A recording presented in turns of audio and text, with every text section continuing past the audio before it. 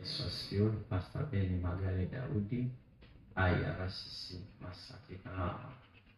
Siku ya leo natamani kukuletea ujumbe wa neno la Mungu. Wewe msikilizaji utakayesikia ujumbe huu, ni natamani uwe serious kidogo, kwa sababu kitu utakachokipata ni kitu cha tofauti, kitakachoyageuza maisha yako na kuwa mtu mwingine kabisa. Wakati huu nitaenda kuomba kwa ajili ya kipindi. Baba, katika jina la Yesu, asante Roho Mtakatifu wa neema, asante Mungu mwenye nguvu na baraka. Tazama juu ya kipindi hiki ambacho Bwana watoto wako watasikiliza, wengine wako mbali, wengine wako hapa. Watakaposikia neno hili, ligeuze maisha yao, ligeuze utumishi wao, ligeuze future zao, katika jina la Yesu Kristo wa Nazareti aliye hai. Yoyote Bwana aliyetindikiwa aongezwe imani na wewe. Yoyote Bwana kwenye hatua familia yake, uchumi wake, chochote anachokifanya, Bwana kamsaidie kupiga hatua, katika jina la Yesu nimeomba nikiamini, amen. Karibu kwenye kipindi siku yetu ya leo. Natamani kuzungumza na wewe jambo hili. Ujumbe wetu wa leo, ufahamu sahihi juu ya Mungu wako ndio utakao kupa matokeo sahihi juu ya kesho yako. Ufahamu sahihi juu ya Mungu wako ndio utakao kupa matokeo sahihi juu ya kesho yako. Maandiko yanasema kwenye kitabu cha Hosea, Hosea anazungumza, watu wangu wanaangamizwa kwa kukosa maarifa. Kwa moja ya kitu kwenye maisha ambacho watu wengi kinawafelisha ni ukosefu wa maarifa, ukosefu wa ufahamu. Na ndio maana watu wengi wamekuwa wakianzisha vitu vinaishia njiani. Ndio maana kuna watu wamekuwa wakiingia kufanya jambo fulani kwenye maisha, kwa sababu hakuna ufahamu sahihi juu ya kile wanachokifanya au juu ya Mungu wao. Wamejikuta ni watu wameishia njiani na kushindwa kufikia hatima njema ya kile walichoamua kufanya. Kwa ukinifuatilia juu ya ujumbe huu, utapata kitu kitakachokusaidia kuanza kumove na mtembeo wa Roho Mtakatifu kwenye maisha yako, na hautabaki kama ulivyo. Kwa nini leo nimekuja na kitu kinachoitwa ufahamu sahihi juu ya Mungu wako ndio utakao kupa matokeo sahihi juu ya kesho yako? Moja ya kitu kinachowaumiza wengi na kuwakwamisha wengi kwenye maisha ni ukosefu wa ufahamu. Maandiko yanasema watu wangu wamechukuliwa mateka. Kwa nini wamechukuliwa mateka? Kwa sababu hakuna ufahamu unaowaguide, unaowalinda au unaowatunza wao kama wabeba maono, unaowasaidia wao kama watu ambao wameamua kuja kuleta matokeo au kuja kuproduce vitu fulani kwenye maisha na kwenye wito wao. Maandiko sehemu fulani kwenye neno la Mungu yanasema, kama ulivyompa mamlaka juu ya wote wenye mwili, ili kwamba wote uliompa awape uzima wa milele. Na uzima wa milele ndio huu, wakujue wewe Mungu wa kweli na wa pekee, na Yesu Kristo aliyemtuma. Changamoto kubwa kwenye maisha, watu hawampi nafasi Mungu ambaye amewaruhusu kuvianzisha vile wanavyovianzisha, aliyewavuta kuifanya kile wanachokifanya. Mwisho wa siku ameamua kufanya wao kama wao. Hata kama kuna mtu ananisikiliza, uliitwa kwa koli ya Mungu, uliitwa kuwa kwenye ndoa, uliitwa kuwa kwenye familia, uliitwa kuwa kwenye uchumi, uliitwa kuwa kwenye siasa, uliitwa kuwa kwenye kufanya chochote, uliitwa kuwa mwalimu, uliitwa kuwa injinia, uliitwa kuwa yoyote. Unachopaswa kukifanya ni kufahamu ufahamu wa Mungu, kwamba Mungu aliniita kwenye hili eneo akiwa na lengo lipi. Watu wengi tunashindwa kuelewa lengo mama la wewe kuwa kwenye kile unachokifanya. Lengo mama la kuwa kwenye ndoa, lengo mama la kuwa kwenye huduma, lengo mama la kuwa kwenye biashara, lengo mama la kuwa kwenye siasa, lengo mama la kuwa nabii, lengo mama la kuwa mtume. Watu wengi hatufahamu. Kwa nini? Na kwa sababu hiyo sasa shetani ametukamata watu wengi sana na kushindwa kutimiza ndoto zetu kwa sababu ya ufahamu wetu. Ikiwa maandiko nasema watu wangu walioitwa kwa jina langu wakijinyenyekesha na kuomba, nitakuja, nitawajibu. Uwe na uhakika kama Mungu anaweza kusikia mtu anapojinyenyekesha, hivyo hivyo Mungu anaweza kusikia mtu akiamua kukaa chini na kuanza kutafuta maarifa kwenye lile eneo ambalo anatamani kuwa bora. Mtumishi mmoja wa Mungu amewahi kunifuata akaniuliza, kwa nini mtumishi wa Mungu, mimi huduma yangu imestawi? Nataka nikuonyeshe. Nikamwambia hebu tuombe. Siku zilipoenda nikampa assignment ya kufanya ili aweze kuona ni wapi ambapo anakwama au anarudi nyuma. Moja ya kitu ambacho Mungu alimjibu, alimwambia, kwanza sio kwamba sitaki kukuongeza au wewe uongezeke. Shida ni kwamba wewe umedumaa. Hauna maarifa kwenye kile unachokifanya, ndio maana hakuwezekani kuwa na matokeo, au huwezi ukapata matokeo kwenye kile unachokifanya. Amua sasa kuanza kukua. Alipoanza taratibu kukua kwenye kile anachokifanya, alipoanza kutafuta ufahamu sahihi kwenye kile anachokifanya, from that day alipoamua, maana maandiko anasema utakusudia neno nalo litathibitika. Alipokusudia kuwa mtu wa maarifa, alipokusudia kuwa mtu wa maombi, alipokusudia kuwa mtu anayejihusisha na mambo ya Mungu, kuanzia siku ile ile maisha yake yakaanza kubadilika, na akaanza kukutana na watu ambao walikuwa na shauku juu ya matokeo, walikuwa na shauku juu ya kile ambacho yeye anakifanya pia. Kupitia hiyo siku maisha yake yakaanza kubadilika, na maisha ya huduma yake yakaanza kubadilika. Yamkini wewe unayenisikiliza, biashara uliyoianza unajiuliza ikuaje? Huduma uliyoianza unajiuliza itapiga hatua lini? Kile unachokifanya unajiuliza ni lini kitaanza kupata matokeo? Swala la matokeo si utakapoyaona matokeo. Swala la matokeo linaanza siku ambayo wewe utakayoamua kukaa chini kwanza na kuanza kujifunza kuhusu huyo mtu uliyeamua kusevu kwake. Na siku utakayoamua kuanza kukua kwenye kile kitu ambacho Mungu amekuita, au Mungu amekuruhusu, au Mungu amekuridhia wewe kukupa mamlaka, kukuweka kwenye hicho kitu, kukuweka kwenye ile eneo, ndio siku ambayo wewe maisha yako yataanza kubadilika na utaanza kuona matokeo kwenye kile unachokifanya. Watu wengi hatuoni matokeo kwenye kile tunachokifanya kwa sababu ya kukosa ufahamu sahihi juu ya Mungu wetu kwanza.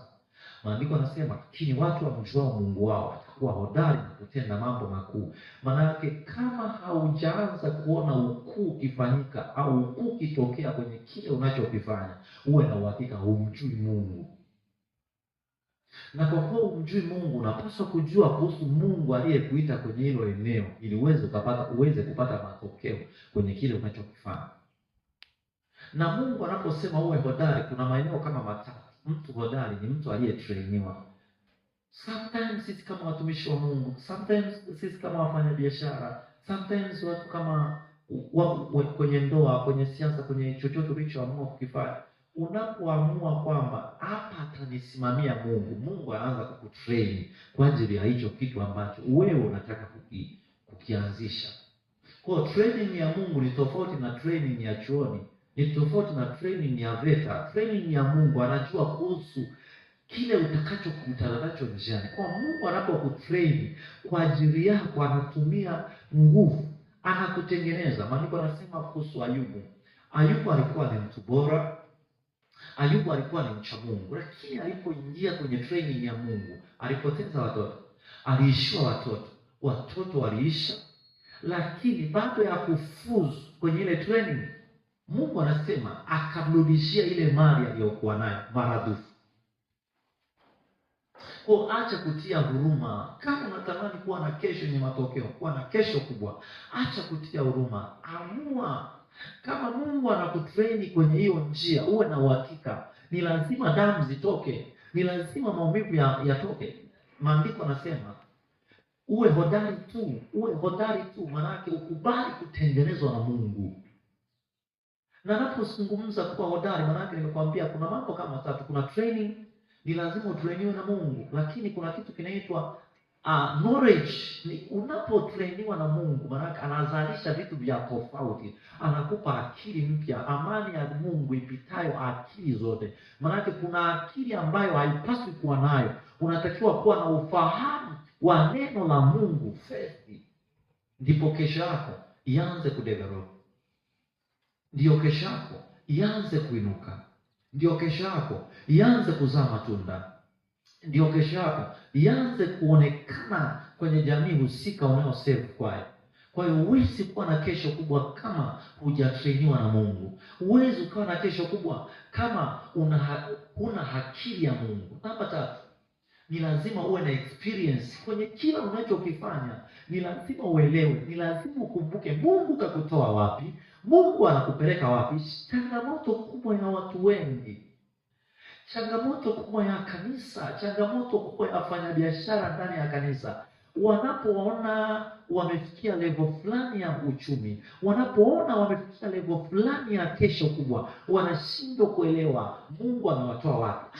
Kama kadogo Mungu alikupigania, amini kuanzia hapo kuwa biashara yako inaweza kuinuka, kesho yako inaweza kuwa kubwa, unaweza ukawa na matokeo zaidi ya kile unachokifanya. Mtumishi wa Mungu naye nifuatilia, mtumishi wa Mungu naye nifahamu, nimeanza huduma nikiwa kwenye mti, so I have experience. Nina experience kwamba Mungu ana uwezo wa kumtoa mtu kwenye mti akamweka sehemu nyingine tofauti kabisa na alipoanzia. Kwa hicho pia huwa kinanipa nguvu na kuendelea kuamini katika Mungu. So kama hauna experience huwezi ukakaa na Mungu. Kama imani yako haijajengwa kwenye experience yale ambayo Mungu alikufanyia, huwezi ukasustain kwenye field unaoifanya. So unatakiwa kuelewa, unatakiwa kukumbuka Mungu kakutoa wapi, vipi ulipoingia kwanza kufanya kazi ya Mungu. Hata kama kuna kachembe kadogo kalitokea kwenye maisha yako kuhusu Mungu, amini kuwa Mungu anaweza kufanya mambo makubwa kwenye maisha yako. Ufahamu sahihi juu ya Mungu wako ndio utakao kupa matokeo sahihi juu ya kesho yako. Kwa kesho iko kwenye kumjua Mungu. Maandiko yanasema, lakini watu wamjua Mungu wao watakuwa hodari na kutenda mambo makuu. Uwe na uhakika kama unachokifanya hakikupeleki kwenye ukuu, uwe na uhakika hicho sio cha Mungu. Umjui Mungu. Kama unakifanya kitu hakina nafasi ya kukupeleka kwenye ukuu, uwe na uhakika, badilisha cha kufanya. Kuna paswa kumfahamu Mungu. Kitu kimoja kilinishoka nilipokisikia. Daudi yeye alikuwa ni mtu wa Mungu ambaye amekubaliwa na Mungu na ni rafiki wa Mungu, lakini inafika stage anamwambia mwanae, Suleiman mwanangu, mjue sana Mungu wa baba yako, ukamtumikie kwa moyo mkamilifu na kwa nia ya kumkubali. Maana Daudi anajua, mwanangu, kama hautamtumikia Mungu kwa nia ya kumkubali, uwe na uhakika maisha yako yataishia njiani, kesho yako itaishia njiani, hautakuwa na matokeo. Kwa nini? Kwa sababu huna anayeweza kukupa matokeo kwenye maisha yako. Na wewe unayenisikiliza, haupaswi kufanya tu, unapaswa kuamua katika Mungu first. Unapaswa kuamua kwenye kumtafuta Mungu. Unapaswa kukaa chini na kusema, hapana, huduma nimeianzisha muda mwingi lakini haina matokeo. Hapana, kazi nimeianzisha muda mrefu lakini haina matokeo. Lakini neno la Mungu linasemaje? Linasema mdogo atakuwa elfu na mnyonge atakuwa taifa hodari. Na kuanzia hapo kwenye unyonge unaanza kuona kuhusu kesho kubwa. Kuanzia hapo kwenye maisha madogo, kwenye biashara ndogo, kwenye huduma ndogo, unaanza kuona kesho kubwa. Na amani ya Kristo yamwe. Ukubwa wowote unaotaka unaamriwa na kile unachokisikia kutoka kwa Mungu wako. Huwezi ukawa mkubwa nje ya Mungu unayemwamini. Kwa matokeo yote unayohitaji yanahitaji ufahamu sahihi kutoka kwa neno la Mungu. Chochote unachokihitaji kinahitaji nguvu sahihi kutoka kwa neno la Mungu. Maandiko yanasema, lakini mtapokea nguvu akisha kuajilia juu yenu Roho Mtakatifu, nani mtakuwa mashahidi. Huwezi ukawa shahidi kama una ufahamu kwanza, kwa sababu ufahamu ni nguvu. Kwa ufahamu Mungu anatawala, kwa ufahamu tunamiliki, kwa ufahamu tunaenea, Kwa ufahamu tunaishi, kwa ufahamu tunakuwa watu hodari. Kwa ufahamu first, sio kwa kuomba. Ufahamu. Watu wangu wamechukuliwa mateka. Kwa nini? Kwa sababu hawana maarifa. Biashara zetu zinakufa kwa sababu we don't have knowledge. Kwa kama hatuna knowledge, hatuwezi kufanya vitu vikubwa vikatokea. Lakini watu wamjua Mungu wao watakuwa hodari na kutenda mambo makuu. Hatuwezi kutenda mambo makuu kama hatuna maarifa. Hatuwezi kuwa watu wakuu kama hatuna maarifa. Kwa watu wa Mungu, tunachopaswa kukifanya, tunapoomba, omba sana, lakini wekeza muda wako kwenye kumtafuta Mungu kweli, lakini wekeza muda wako kwenye kusoma vitabu. Sikiliza audio za watumishi wa Mungu. Kaa chini, waza kwamba wanawezaje wao, ikiwa kuna wafanyabiashara waliookoka hawatumii kafara, hawatumii madawa, wanaamini katika Mungu. Maandiko yanasema namna hii haiwezekani ila kwa kufunga na kuomba. Lakini kuna sehemu inaandika bisheni nanyi mtafunguliwa. Kuna watu ambao milango tayari imekwisha kufunguliwa kwa kuomba. Unajifunza kwao, unachukua kanuni zao, wana-apply vipi kanuni zao, wana-apply vipi neno la Mungu. Maandiko anasema Daudi anasema, heri mtu yule asiyekwenda katika baraza la wasio haki, lakini sheria ya Bwana anaitafakari, ndiyo impendezayo. Kwa kuna sheria ya Bwana ambayo nje ya kumjua Mungu huwezi ukawa na kesho yenye matokeo. Mwanangu, ni lazima uamue kwenye kumtafuta na kumjua Mungu aliye hai. Ni lazima uwekeze muda wako kwenye kumtafuta Mungu mwenye kesho, Mungu mwenye matokeo. Kuna wakati mwingine tunawekeza nguvu nyingi sana kutafuta watu, kutafuta connection, kutafuta watu wa kutusaidia, kutafuta partners. Moja ya partners wa muhimu kwenye maisha ambao nimemexperience ni Roho Mtakatifu, ambaye ukiwa naye atakupati na kwenye kila kitu. Atakupati na kwenye huduma, atakupati na kwenye biashara, atakupati na kwenye kazi. Unataka kupanda cheo, yeye atakuonyesha, ifanya 1, 2, 3, toa sadaka hii, fanya hiki, ili kuna kitu unachotakiwa kufanya ili kesho yako iwe kubwa. Kwa atakueleza kila kitu. Kwa hiyo huwezi kuwa na kesho kubwa kama hujawekeza kwenye kumjua Mungu. Watumishi wa Mungu, marafiki zangu wote utakaofuatilia hii clip, ni ombi langu kwa Mungu, kesho yako iko kwenye kumjua kwanza Mungu.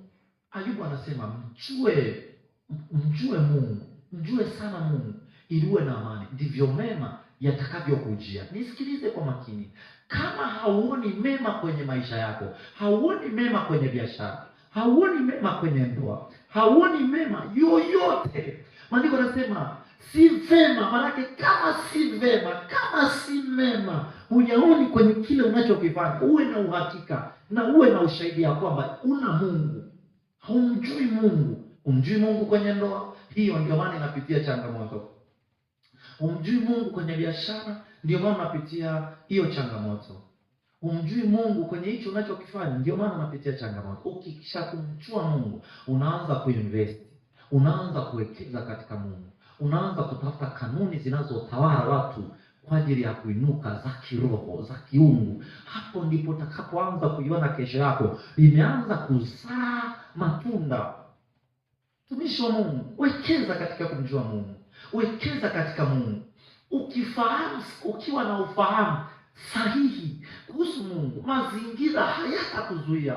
Hata kama umeoa ukaanza kuona changamoto kwenye ndoa yako, kwenye hicho unacho, kwenye familia, kwenye biashara, kwa sababu una ufahamu sahihi kuhusu Mungu wako, uwe na uhakika Mungu atakuvusha kwenye hicho. Mungu atakutoa kwenye hilo eneo. Mungu atakuinua. Hata kama kwenye siasa, ingia kwa ufahamu wa Mungu. Nisikilize kwa makini. Kama unahitaji kupiga hatua, kama unahitaji kusimama na kuwa bora, ufahamu wako wekeza katika Mungu na kesho yako itakuwa kubwa sana. Huyu mtu aliponiuliza, tulipoomba naye, akasema hakika Mungu anahitaji watu wenye ufahamu kwanza, awekeze vitu kwao, halafu waanze kuvizalisha kwenye maisha ya wengine. Si kwamba tunadumaa, hapana. Si kwamba huduma zinadumaa, hapana. Tuliodumaa ni sisi kwanza kwenye ufahamu wetu. Siku tukianza kukua kwenye ufahamu wetu, ndipo hata huduma na kile unachokifanya, iwe ni biashara, kitaanza kukua. Mungu wa mbinguni akubariki sana kwa hekima, na hiki utakachokisikia ukichukulie hatua na ukichukue kwa uzito, maisha yako hayatakuwa kama yalivyo. Nami ninapoenda kuomba kwa ajili yako, Mungu wa mbinguni akusaidie kuwa mtu mwenye kesho kubwa isiyotia mashaka. Baba, katika jina la Yesu, Mungu uwabariki kila waliosikia, wabariki kila waliolisikia neno lako. Maisha yao yasiwe kama ya kawaida, kesho zao zikawe ni kesho zenye matokeo, lakini ufahamu wao wawekeze kwako Mungu uliye hai, na kesho zao zikainuke. Asante kwa sababu ya kila atakayelisikiliza na kulifuatilia somo hili, katika jina la Baba na la Mwana na la Roho Mtakatifu. Amen. God bless you.